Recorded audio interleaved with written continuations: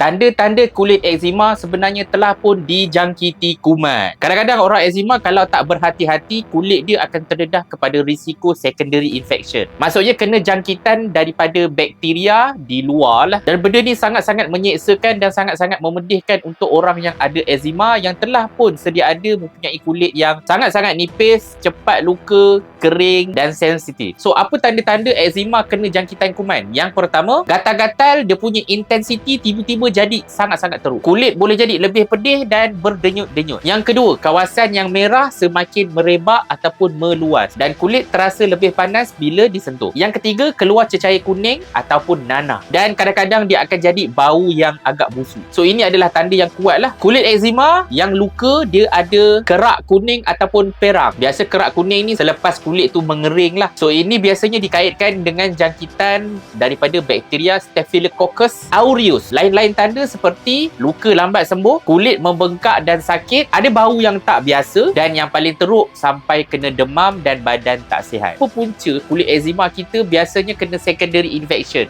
Punca yang paling common sebenarnya adalah jari anda sendiri. Siapa yang menggaru eczema menggunakan jari biasanya lebih mudah kena risiko jangkitan daripada luar. That's why untuk menggaru, please garu dengan benda-benda yang antibakterial macam Eczema Lab Gentle Scratcher ni. Dia mempunyai antibacterial property, maksudnya dia mudah dibasuh dan bakteria susah nak membiak dekat permukaan ni. Lepas tu dia mempunyai biji-biji ni. Biji-biji ni sebenarnya bila kita garu dia tetap memberikan rasa sedap tapi tidak melukakan kulit.